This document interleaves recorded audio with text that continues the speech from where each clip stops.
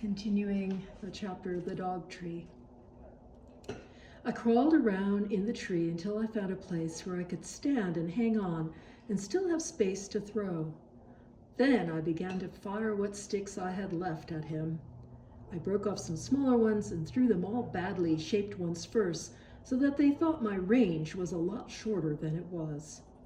Eventually, the dogs moved in, cautiously. I threw another stick short, and they gave it a respectful distance, but moved well within range. I went back to watching the commuters go up and down the tree, naming each species to myself, and then renaming them with my own name. There were 9 species of Tom Brown's beetle on that tree. Every once in a while, I'd underchuck a stick until they stopped raising their heads when they heard it whiz through the air. Then I stood up again and went back up further in the tree and threw my heaviest stick with everything I had at that second dog. It couldn't have been more than halfway there when I threw the next one. The first stick hit the beta dog on the rump and woke him up with a yelp that raised the head of the alpha dog, just enough for the second stick to hit him a glancing blow on the thick fur of his neck. The rest of the dogs scrambled backwards, but the alpha dog charged towards the tree until I landed one close to him about halfway in. He veered off to the right down the path, like that was where he had intended to go anyway, and he had only been playing his own kind of trick on me and making me waste my ammunition. It was a trick only a fool would have been impressed by, and I gave myself credit for the second round. I sat on the branch again and watched the bass breaking water. A couple of fish even bigger than mine swam in the shallows, almost under the tree's furthest tip. I watched them trolling for flies and mosquitoes, and I thought of throwing them a couple of Tom Brown's beetles. But I didn't think anything that light would reach the water. And watching the river ripple made me realize again how thirsty I was. I was getting cottonmouth and my throat was getting cakey, but the dogs were too close to go for a drink. As if they knew what I was thinking, the lead dog circled around and out of the woods and led them over to the stream to drink. That made me mad, and I got up and fired off a log uselessly and cursed them until my throat was too dry to curse them anymore. Then I sat down again and thought about being hungry to keep from thinking about being thirsty, until I finally got interested in a yellow-tufted chickadee at the end of the long branch that went almost out to the river. When he left, I watched 2 sparrows have an aerial battle that covered the length of what I could see of the river branch and beyond. They moved as if someone had tied their feet together and threw them into the air. Yoked by their motion, they rolled around some invisible center at the speed of sound. The sheer grace of it took me on into the afternoon, and the clouds told me how much longer I would have to wait. About an hour before sunset, the sparrows came back and did it all again, only lower and over the water this time. I developed the idea that their territories overlapped and that they always fought after a day of hunting. But the longer I watched them, the more it seemed that they worked in tandem like 2 fishermen with a seine net, taking the insects that had moved down closer to the water with the setting sun.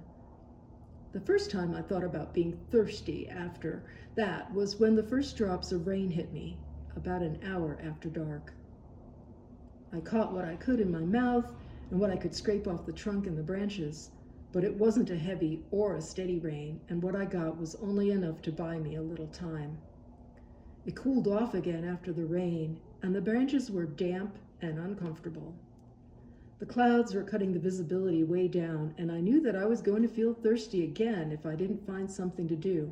So I decided to build a fire. It occurred to me that no one I had ever heard of built a fire in an open tree, and it seemed like a worthwhile challenge. If I kept it small, the risk would be minimal. I went over the tree, getting my assortment of twigs. I decided that the first fire ever built in a tree ought to be a ceremonial fire at least, and that deserved no less than a shading of twigs and tinder that approached an art form. I spent a couple of hours going up and down the slippery branches, gathering just the right sticks. I made a platform in the fork of a branch, level with the ground, and stacked all my materials on it. Then I built a nest of smaller and finer teepees with the kindling, and reached for my wallet and 2 strikeable matches. I wondered if I could maybe make some torches and drive the dogs off with them. The second time through every pocket, I realized my wallet and my matches were down in the pack that the dogs had fought over before I started shelling them. It was too dark to see exactly where they were at the bottom of the tree, and even if they were down there at all. But I wanted the matches, so I went down. Fortunately, one of them scented me on the lowest branch and woke up with a growl and a blind leap that didn't even come close but sent me back up the tree until daybreak.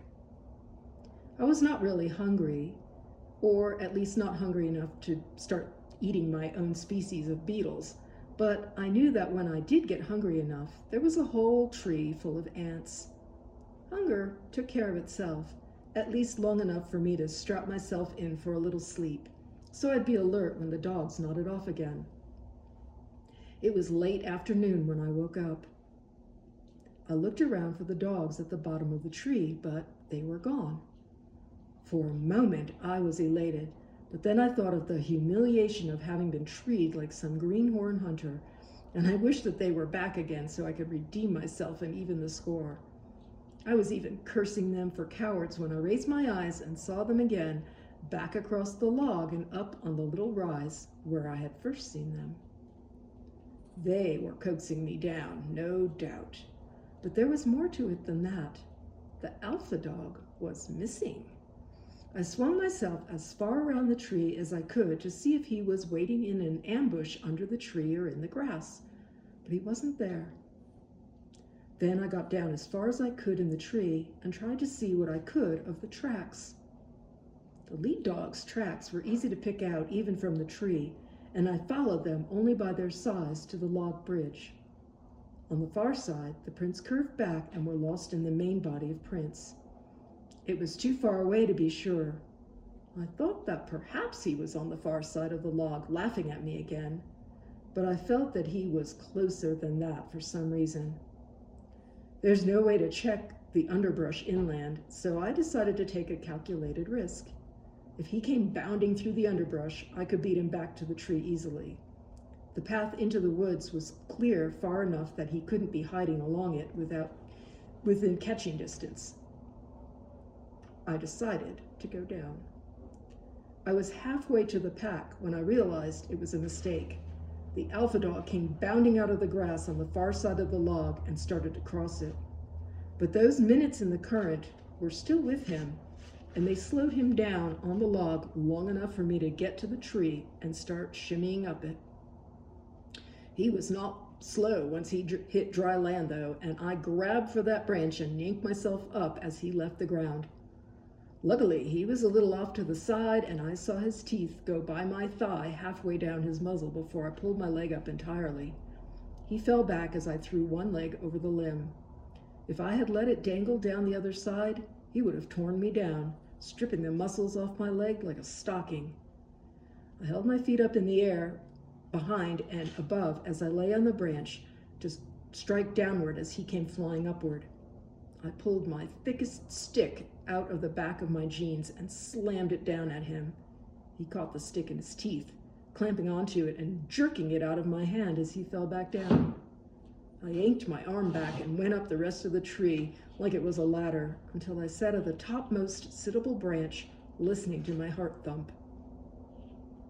The dog was barking his victory or his anger or at just missing me. Either way, it was an insult I couldn't ignore. I climbed back down the tree almost as fast as I had come up. I yanked one of the thick branches out of my fire platform and threw it down at him. The fire platform capsized and went down between the branches.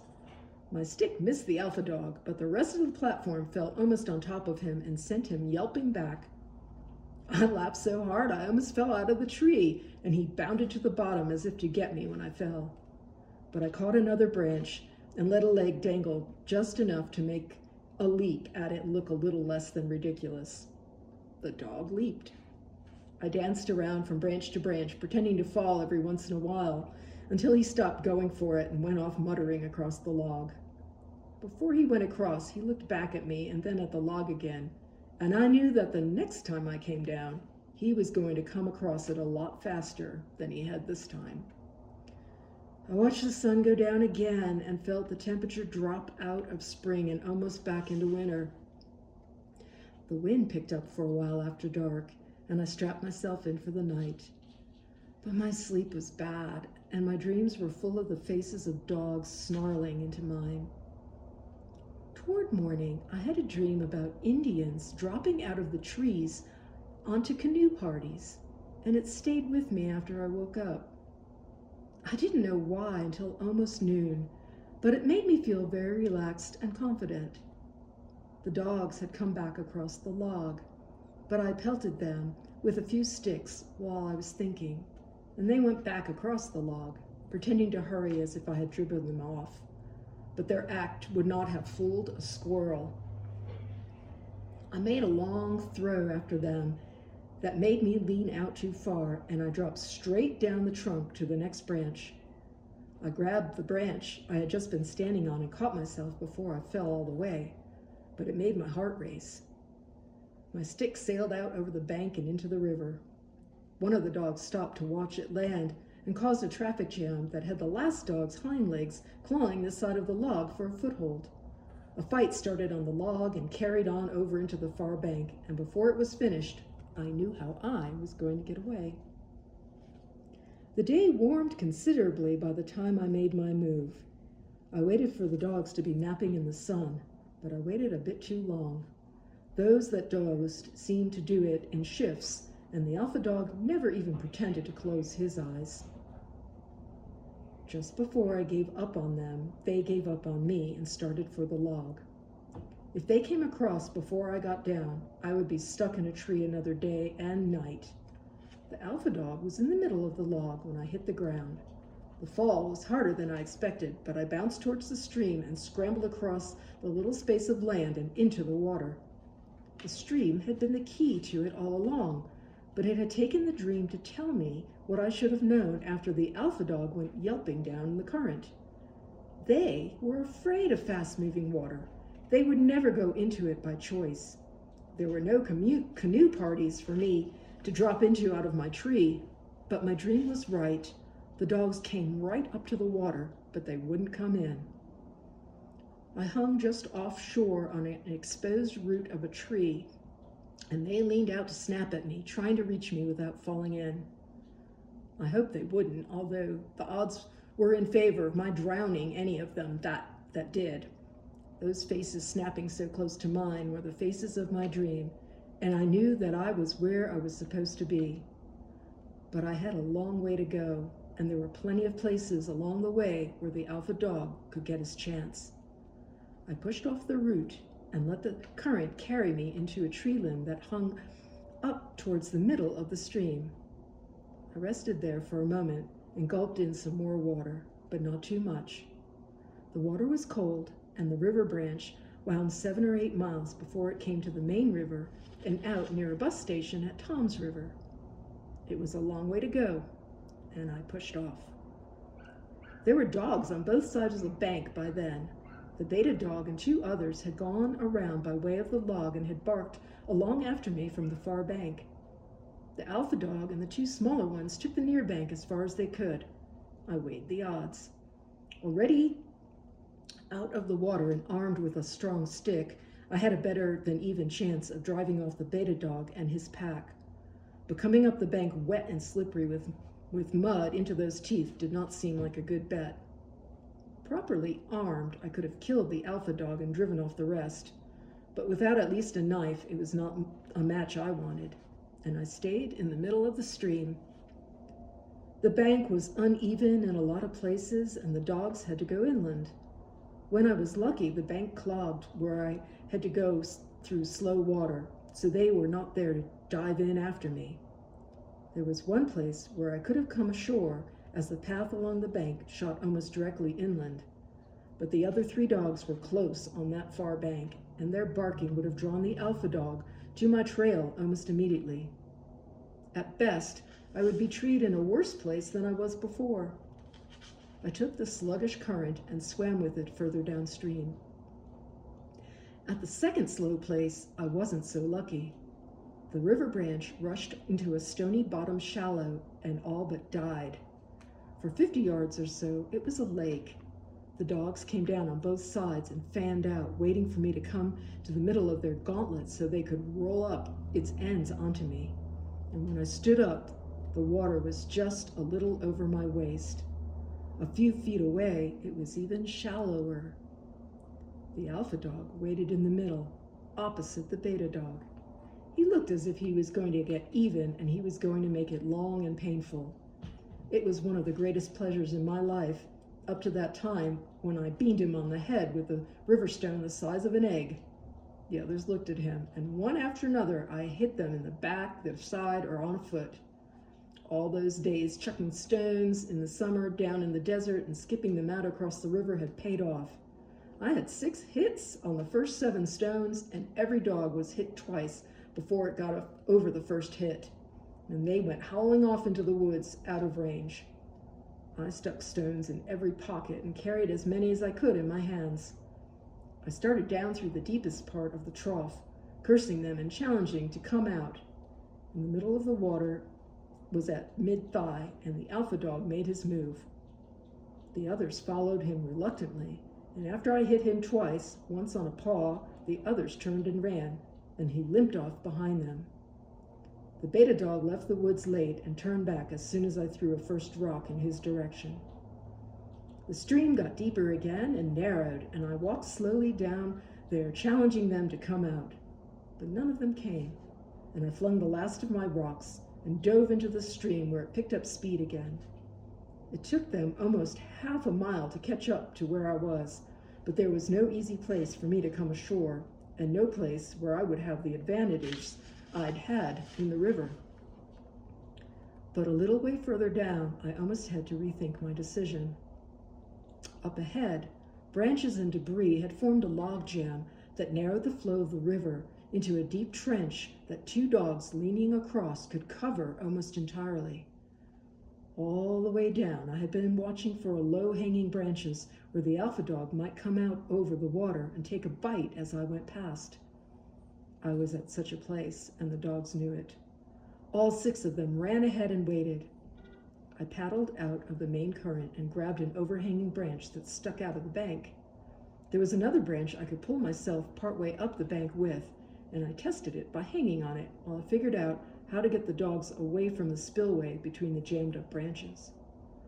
I moved down along the bank, mostly in the water, until I got about 10 yards from the upstream branch. Then I grabbed a branch along the bank and heaved one of my last rocks at the alpha dog. I hit one of the smaller dogs instead, but it was a loss of prestige for him anyway, and he came snarling and snapping up the path until all 3 dogs were leaning out over the bank above me, snarling and making little lunges into the air. I took a deep breath and pushed myself down under the water and swam as hard as I could upstream, staying close to the bank where the current was weakest. The dogs ran down towards the log jam and were almost there when I surfaced at the upstream branch. "You idiots!" I shouted at them. "I'm up here." Gradually, after I cursed them and their immediate lineage, they ran back up the bank, and I pretended to be climbing up to meet them. When they were almost above me, I went down under the water and shoved off. I held my breath as long as I could, but I had to break surface just a little way short of the spillway. When I did, they were all still upstream, barking at the water. If I had had any sense, of course, I wouldn't have looked back. The sight of the dogs snarling and snapping at an empty stream was just too much for me, and I started laughing. Water splashed into my mouth as I went over the little spillway, and I started to choke, but the current zipped me along. The dogs had started running again the minute they heard my laughter, and I made up less ground on them than I would have otherwise. But the river was swift and 10 feet wide again, and the only thing they could do was run along the bank, growling and barking and biting at the air. I laid back and relaxed. It almost cost me dearly. A little way ahead there was a rock that jutted out through the water close to the shore. The alpha dog had leaped out onto it and crouched there waiting for me to pass, drifting close to the shore without noticing it. At the last moment I looked up and saw that face leering out down towards me.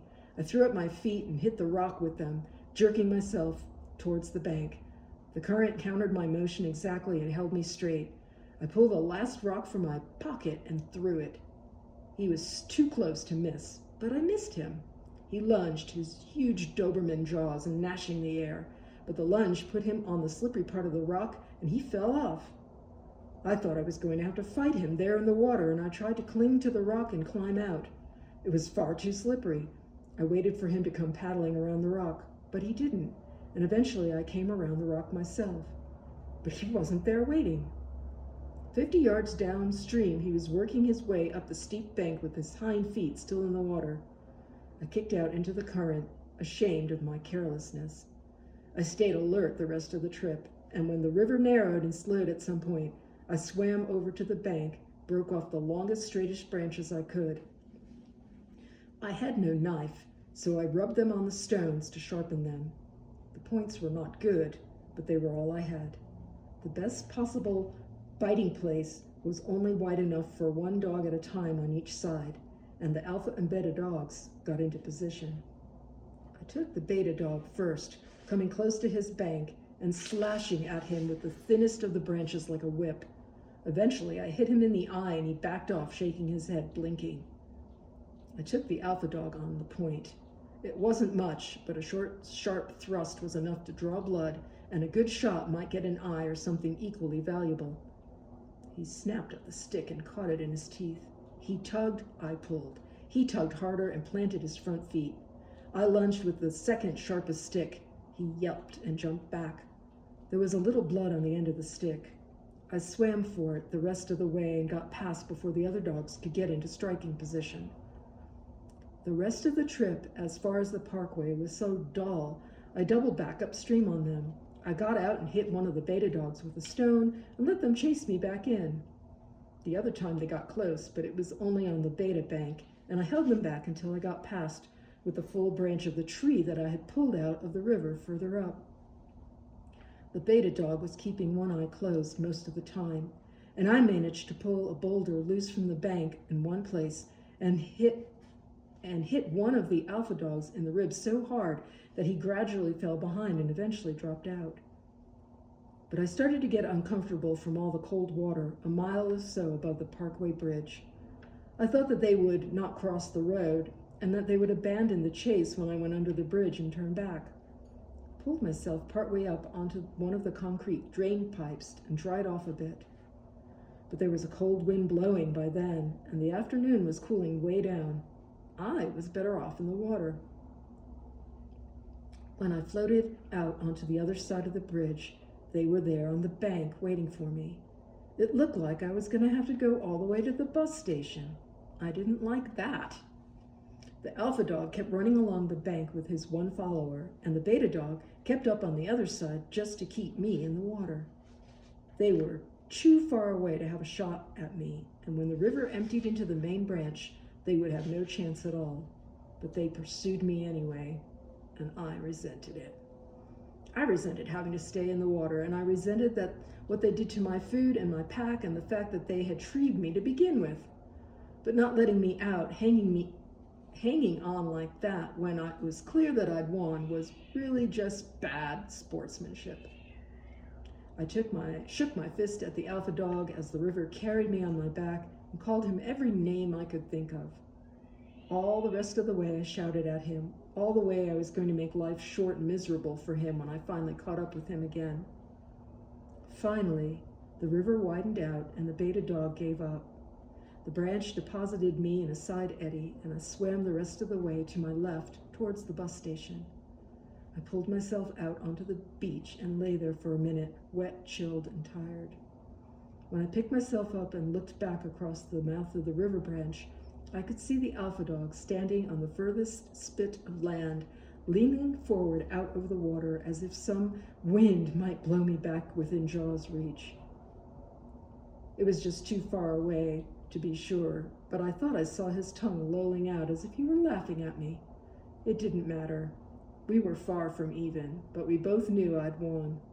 I looked at him gnawing the air for so far away across the impassable gulf, and I laughed a great exuberant laugh that went out across the water like an almost final insult. Then I gave him the finger and hurried on up the bank. Chapter 8. Omen.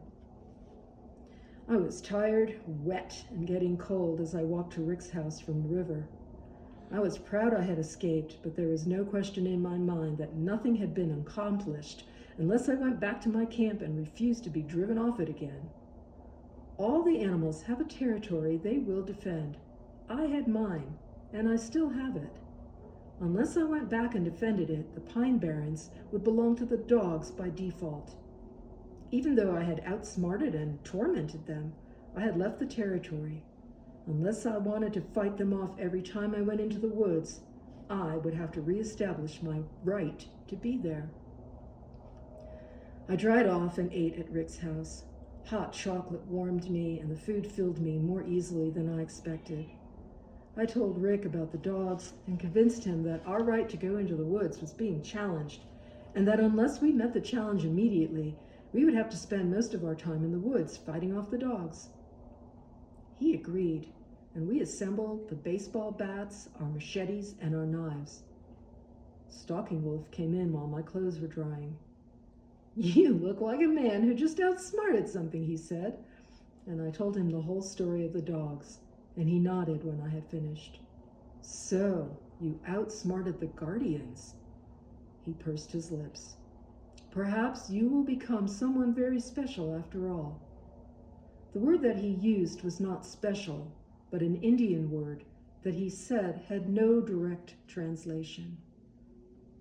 I asked him if he thought that we must go back and reestablish ourselves, and he nodded.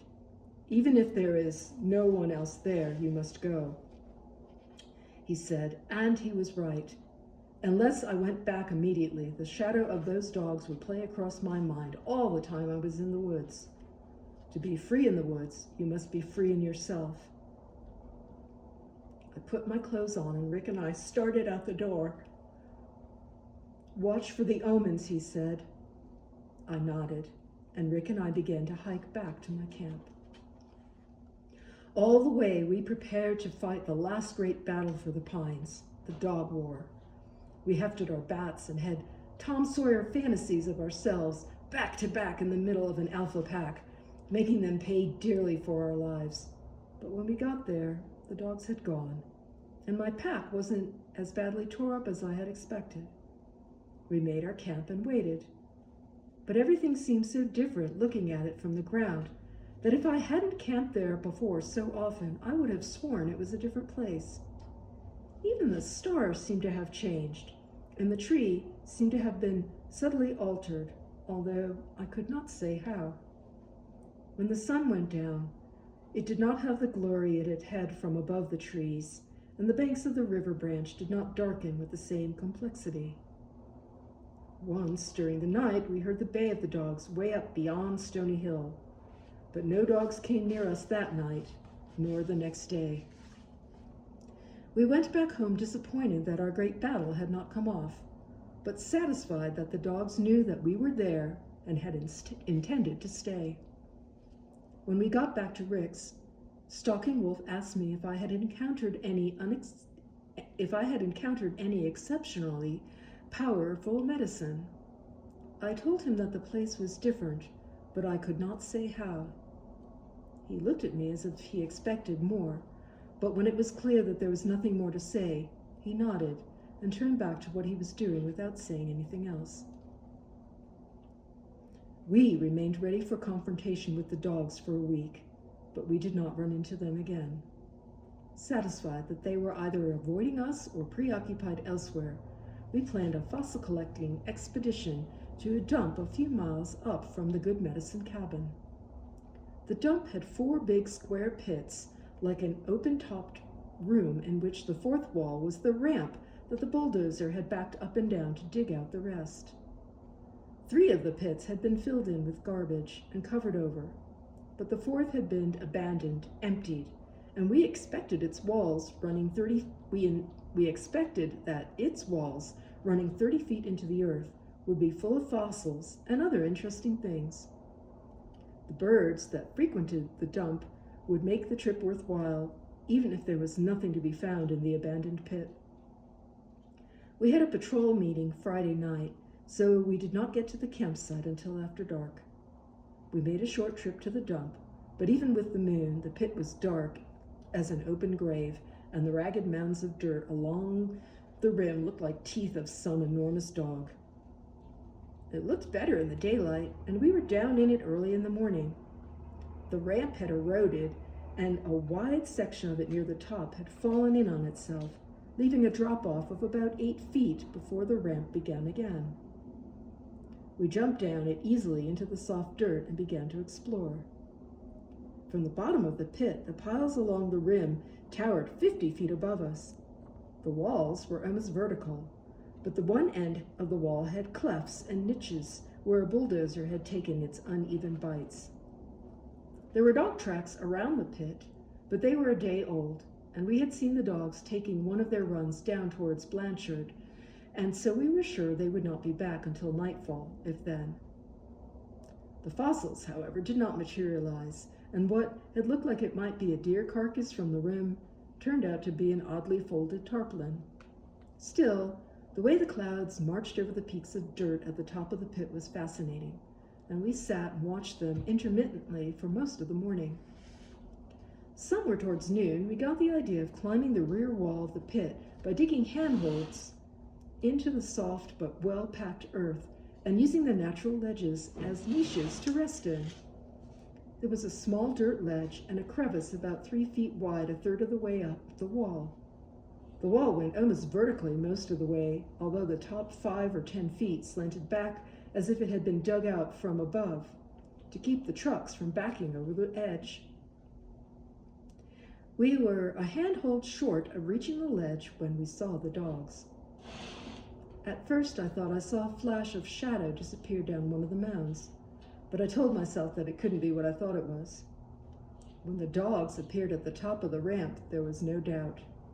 I counted 15 of them, appearing and disappearing over the lip of the pit until they were all gathered at the far end, satisfied that we were indeed trapped and easy game. They hesitated for a while at the drop-off, and I dug the last handhold like a terrier. I pulled myself up into the niche and reached down for Rick, just as the last of the dogs jumped down into the pit. The first of the dogs made it to the foot of the cliff just a little too late to make a leap for Rick as I grabbed his arm and pulled him up. There was barely room for both of us on the ledge, and I turned and started to dig handholds in the wall above us. Below us, the dogs barked and leapt uselessly up the wall. The wall of the pit was made of soft but well-packed clay and sand. Normally, the handholds would only be as deep as our wrists, but the face was so sheer and the quality of the soil so unpredictable that I dug into the wall to an arm's length. By reaching well into them and grabbing a handful of dirt to make my fist too wide to pop back out, I managed to pull myself up to where I could dig the next handhold.